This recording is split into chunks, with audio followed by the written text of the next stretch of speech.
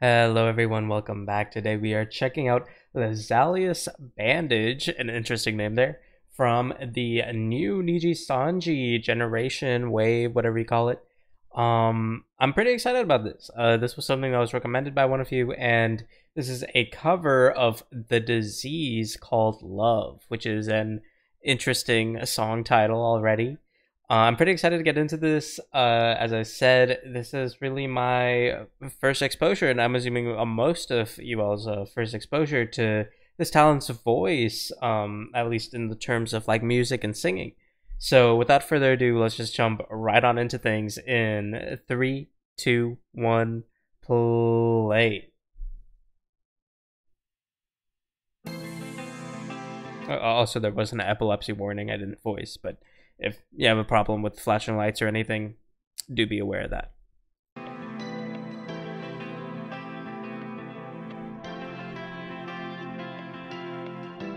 Alright.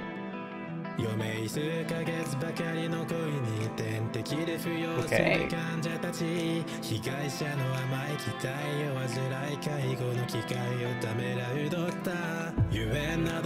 Nice.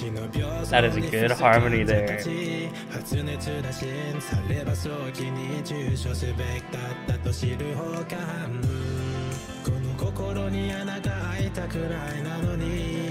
Alright.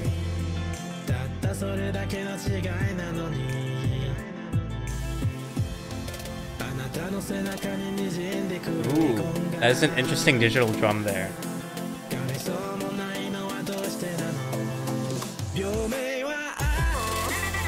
Okay.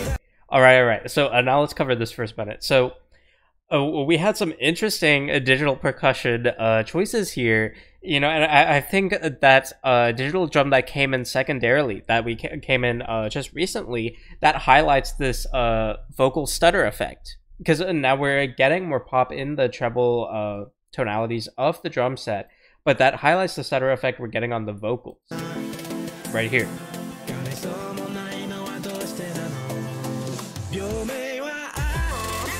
And we get nice, and we get a cutout right before that stutter as well. We're getting some interesting digital effect on the vocal track itself, but those harmonies were absolutely beautiful. I really like the tonality we're getting from the vocal track. You know, I feel like with a instrumentation like this, a lot of vocalists are tempted to go up high, sometimes higher than they need to be, and I feel like this is a perfect soft aesthetic to have towards the song, and then we're kind of getting the intensity from the digital alterations that we're getting just now.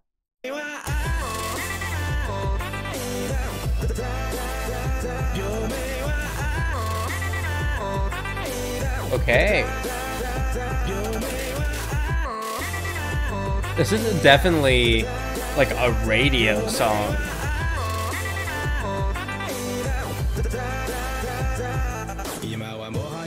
Alright, so now we're pivoting back more towards the guitar, pulling a little bit away from the synth-centric instrumentation. You know, this is a very radio-friendly song, and I don't mean in terms of its cleanliness. I mean in terms of how it's mixed. You know, the vocals are very consistent with the instrumentation. You know, the vocals are practically treated like a synth track in this mix. The way they're stuttering, the way they're being manipulated here, even this a bit of suppression we get on them, as well as when they harmonize, it's being mixed like a synth track, which is pretty good for, especially if you want a song to be like on the radio and stuff, because the bass heavy elements of this song really help that synth push through. It really helps wrap that synth, especially when you're in like a car radio or that kind of environment. You know, the treble tonalities aren't going to hit quite as hard, you know, where you're gonna get bass heavier songs that have more impact on the radio. So that's why I say this is very much like a radio friendly song, but just from the aesthetic, just purely as a song, you know, I think we could stand to get a little more treble tonality. I don't think we need to go that bass heavy, especially since I don't think a radio environment is what we're necessarily shooting for. That said, I think it is a fun aesthetic to utilize, so as long as that is consciously being chosen, I think it's perfectly fine to go towards this bassier ambiance behind the vocals.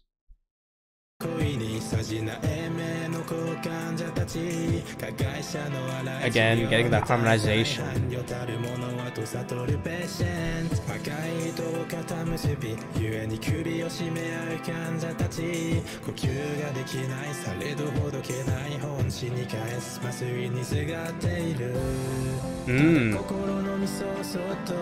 We're having a bit of lift here.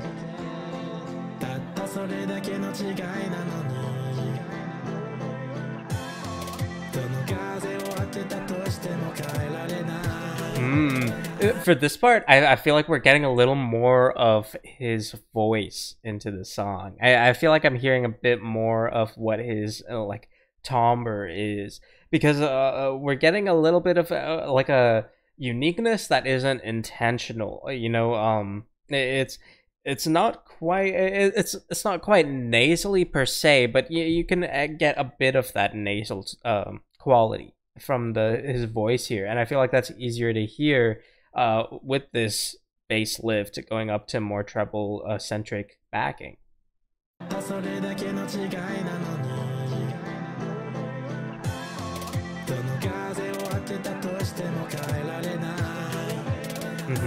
And I really like how they're getting these vocal backings, but they're adding that stutter effect. They're treating it like an instrumental backing that's just sort of interjecting here and there, and really just utilizing of these vocal tracks like they're synth tracks. Really, it really feels like that, and it's very fun. You know, I feel like especially as someone who hasn't really I feel heard something like that in a little bit. You know, it's a nice, refreshing thing to hear. It really is.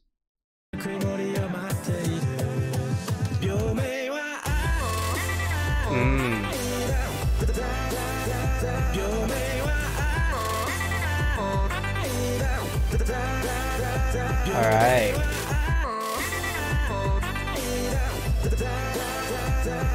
Nice.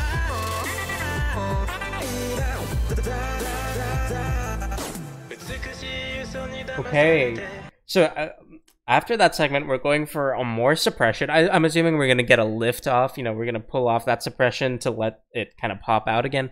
But I have to say, you know, for a debut cover, the real like flares and elements of the song that make it like catchy or stick to people, they're digital. You know, we're getting a digital stutter on the vocal. We're getting these digital, you know, drums that are sort of keeping up the forward progression of the song.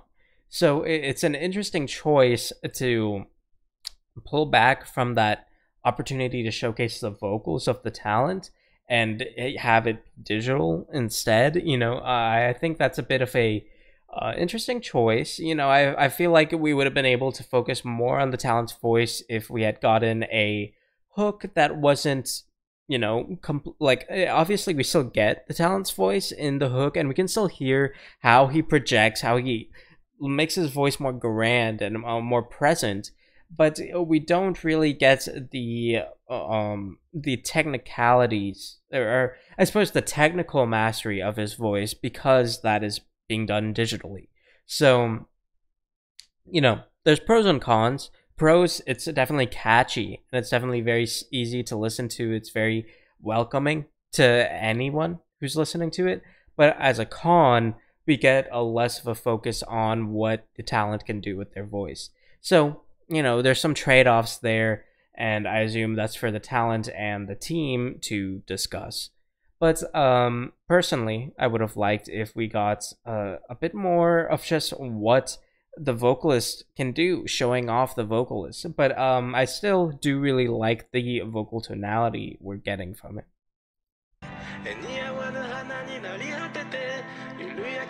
迫るしきですらフィナーレのように見違える浅ましい夢に化かされて不霊な病にたたられて息も絶えないな恋心その死に目を綴った病名は愛だった病名は愛だった All right, interesting. So, you know, I was expecting a kind of more like a hype, big bloom in the mix, but instead, we got a harmonized, just very, like, just off the cuff, just a very smooth transition. You know, arguably there wasn't a transition; it just kind of switched to a open track without digital suppression on it, but we got a harmonization there, which could be done digitally, but I don't think it is. I think that is just like acoustic harmonization with multiple vocal tracks overlaid. It is possible that is digital. I don't think so though. And so we're getting that for a build. We're rising with that harmonization rather than having that harmonization, or rather that lift off the suppression come after the build.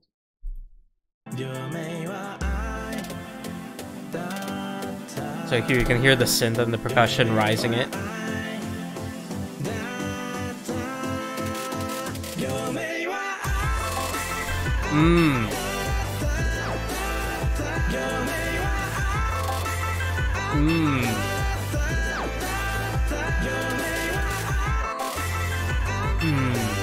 All right.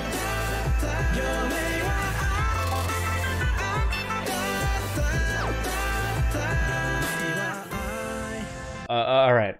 So that I believe that was pretty much the big boom of the song. That was the climax of the song, right there.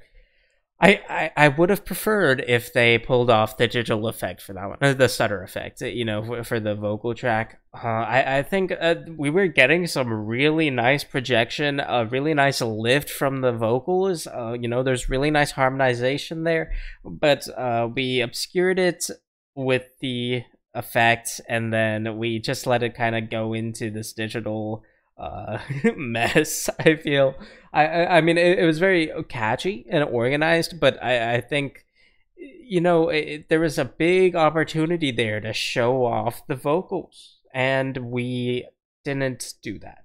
And you know, I'm sure that's probably because of the original song and how the original song is composed, how the original song is organized, but I feel that was such a big opportunity to just say, okay, we're going to do things different from the original song. We can add a little bit of effect here and there on the transitions, but for the big projections, we can just have the vocalists show off what they can do. And that was an opportunity that was not taken. And, you know, I think maybe if, you know, maybe they're nervous going into a first cover, then maybe, you know, it might be a good reliance to go towards a digital effect instead of having it all be vocal. But I feel like if you want to make a big impact, if you want to show off what you can do, this is your first cover, it's your debut cover, you want to show off, it would be a perfect time to not use a digital effect to obscure your vocals. But again, there is a preference to everything. So let's just listen to how this is going to be closing out here.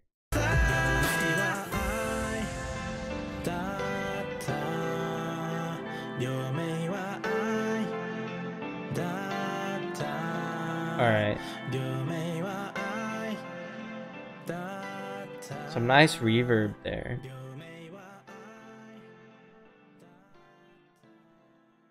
Okay.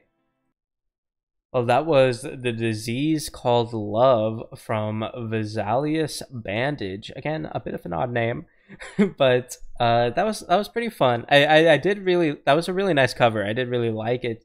I just think there were some missed opportunities there. But it was a very nice voice we got to hear there. I think, you know, there were definitely better songs to choose for a debut cover. I think this felt like a cover that you'd maybe release after people have kind of gotten used to your voice and you're not particularly stressed about, you know, first impressions and everything. But that said, it was a nice cover. It was very pleasant and pretty catchy, and you know, there was no real issues with the mix. I felt like the suppression on the vocals and, you know, the digital effects on the vocals itself, you know, those were all very well mixed. Those were all very well implemented. It was just the fact that they were implemented was a bit weird to me for a debut cover where you're trying to show off the vocals as much as you can. But feel free to let me know what you guys think in the comments below. Aside from that, I will see you all next time. Thank you so much for watching. I hope you all have a wonderful rest of your day.